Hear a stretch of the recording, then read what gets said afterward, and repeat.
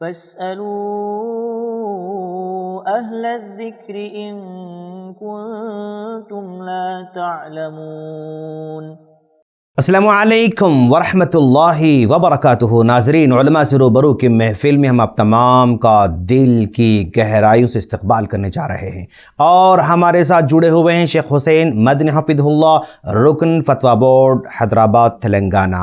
چلیے شیخ سے ملاقات کرتے ہیں۔ شیخ، سوال یہ جا رہا ہے کہ آج کل بٹ کوائن کا چلن بڑھتے جا رہا ہے، اس کے بارے میں نوجوان تجسس میں ہیں، یہ حلال ہے، حرام ہے، جائز ہے، ناجائز ہے، فلاں ہیں، تو لوگ اس سلسلے میں کافی سوالات کر رہے ہیں، تو اس سلسلے میں شرعی کیا احکامات ہو سکتے ہیں، ذرا وضاحت کریں۔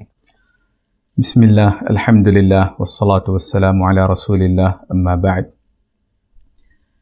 تقریباً سن 2008 سے بٹ کوائن کا موضوع علماء کے لیے تحقیق طلب موضوع رہا ہے۔ یہ ایسا موضوع ہے جس کے لیے فائنانس کے ماہرین کی ضرورت پڑے گی، ٹیکنالوجی کے ماہرین کی ضرورت پڑے گی، ان کے ساتھ ساتھ شرعی فتویٰ بورڈ کی علماء کی ایک ٹیم کی، تحقیقاتی ٹیم کی ضرورت پڑے گی۔ مختصر طور پر یا سرسری طور پر، تمہیدی طور پر اگر کہا جائے تو یہ ایک پروگرامنگ ہے جسے کبھی ڈیجیٹل منی کہا جاتا ہے، ورچوئل منی کہا جاتا ہے، یا الیکٹرانک کرنسی کہا جاتا ہے، مختلف نام اس کو دیے جاتے ہیں۔ اس سلسلے میں علماء کرام کے درمیان مختلف اجتہادات پائے جاتے ہیں۔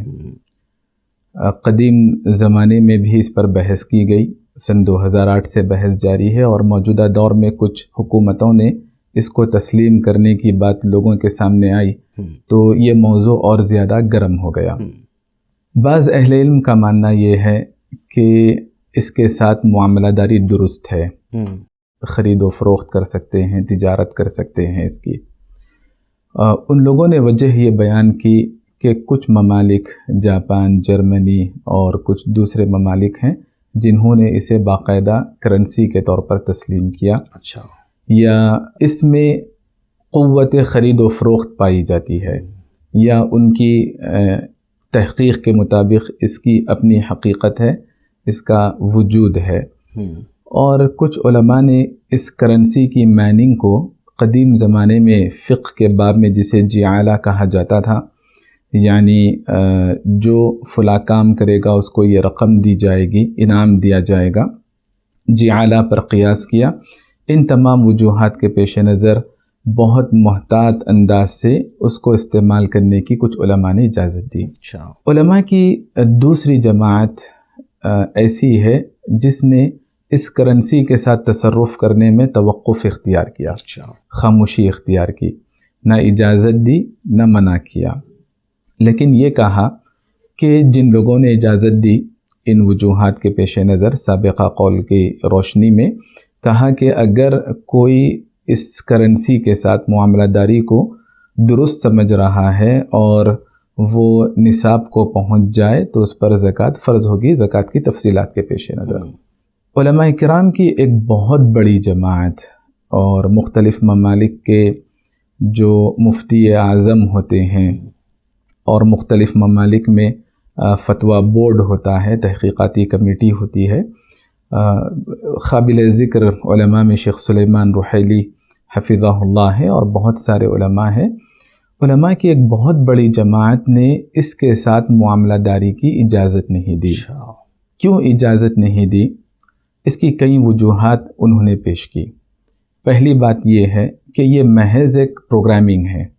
قدیم زمانے میں جیسے دینار و درہم، سونا اور چاندی، یا اس کے قائم مقام موجودہ دور میں جو کرنسی پائی جاتی ہے جس میں قوت خرید و فروخت ہو، وہ شکل اس کرنسی میں نہیں پائی جاتی ہے، اور حکومتیں اس کی ذمہ دار نہیں۔ دوسری وجہ یہ ہے کہ جیسے رائج کرنسی ہے، اس کی ذمہ دار حکومتیں ہیں، جبکہ یہ کرنسی بٹ کوائن یا اس جیسی جتنی بھی ہیں، اس سے ملتی جلتی مختلف ناموں سے، اس کو ایجاد کرنے والی حکومتیں نہیں ہیں، کچھ افراد ہیں۔ ایسے افراد ہیں جو کسی بھی نظام قانون کے پابند نہیں ہیں، منع کردہ یا حرام ہونے کی یا ناجائز ہونے کی تیسری وجہ یہ ہے کہ اس کے بارے میں صحیح اور دقیق معلومات، تشفی بخش معلومات نہیں. اسے کہا جائے گا جہل. جہاں پر جہل ہو، لا علمی ہو، شریعت معاملہ داری کی اجازت نہیں دیتی ہے. اور جہاں جہل ہو وہاں پر غرر عام طور پر آ جاتا ہے، دھوکے کے امکانات ہیں، دھوکے کے امکانات بڑھ جاتے ہیں. یہ تیسری وجہ ہے. چوتھی وجہ یہ ہے کہ اہل علم نے کہا، منع کرنے والے علماء نے، کہ اس کی تعیین میں نشاندہی میں شبہ ہے کہ یہ کرنسی ہے یا کوئی شے ہے یا ان کے علاوہ کوئی اور چیز ہے. جب شبہ ہو، تعیین ہی نہ ہو کسی چیز کی، تو پھر اس کی اجازت ہی دینا مشکل ہو جائے گا.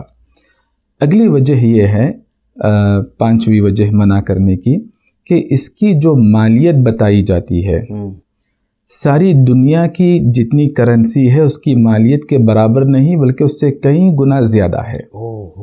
تو اس کی ذمہ داری کوئی حکومت نہیں لے گی، تو اس کی اجازت کیسے دی جا سکتی ہے؟ اہل علم نے منع کیا. چھٹی وجہ یہ ہے کہ اس پر کبھی بھی سائبر حملے ہو سکتے ہیں اور کوئی بھی وائرس آ سکتا ہے، اس کو تباہ کر سکتا ہے، تکنیکی غلطیاں ہو سکتی ہیں، لہٰذا اجازت نہیں دی جائے گی.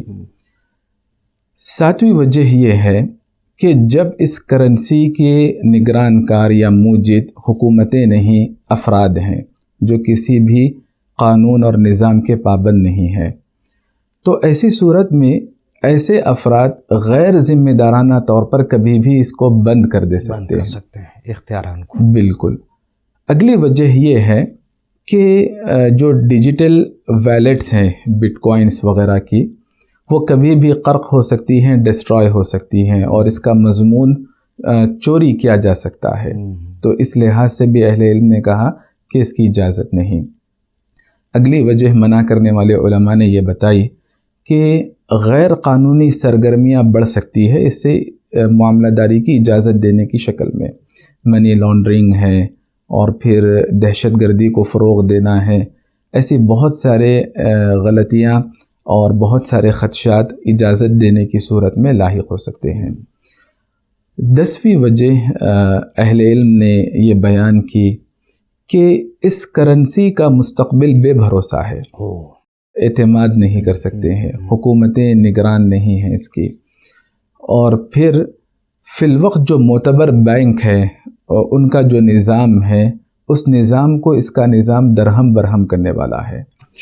ان تمام وجوہات کے پیش نظر شریعت کا یہ قاعدہ بھی ہے، درء المفاسد اولا من جلب المصالح. آپ کے سامنے اگر دو چیزیں ہوں، فائدے کی چیز ہے، مصلحت کی چیز ہے، اور نقصان دہ چیز ہے، تو ایسی صورت میں فائدہ دیکھنے سے پہلے جو نقصان آپ کو لاحق ہو سکتا ہے اس سے پہلے آپ کو بچنا چاہیے. ماشاءاللہ. تو اس قاعدے کے تحت بھی اہل علم نے کہا کہ اس سے معاملہ داری کی اجازت نہیں دی جائے گی. ان تمام وجوہات کے باوجود منع کرنے والے علماء نے کہا الحکم یدور مع علتہ وجودا وعدما، یعنی اب یہ خطرات ہیں، یہ خدشات ہیں جن کی وجہ سے اجازت نہیں دی جائے گی. لیکن کسی صورت میں کبھی ایسا موقع بن جائے کہ یہ شرعی مخالفتیں اس کرنسی کے ساتھ ختم ہو جائیں جن کے پیش نظر اہل علم نے منع کیا تھا، تو اس صورت میں معاملہ داری کی اجازت ہو سکتی ہے. جزاک اللہ شیخ. ناظرین دیکھ رہے ہیں آپ، شیخ نے 10 وجوہات بیان فرمائیں علماء کرام کے بڑے طبقے کی روشنی میں کہ جنہوں نے اس کرنسی کے استعمال کو منع کر رکھا ہے، اور بہت پیارے انداز سے جو ہے بیان کیا. یہ وجوہات اگر ختم ہو جائیں تو پھر اس کا استعمال جائز ہو سکتا ہے، لیکن جب تک وجوہات باقی رہیں گے تب تک بٹ کوائن کا استعمال درست نہیں ہے. علماء کرام کے بڑا طبقہ اس بات کا قائل ہے. ہم محض دعا کرتے ہیں اللہ تعالی ہم تمام کو دین کا صحیح علم حاصل کرنے کی عطا فرمائیں اور اس پر عمل کی توفیق عطا فرمائیں. آمین. السلام علیکم ورحمۃ اللہ وبرکاتہ.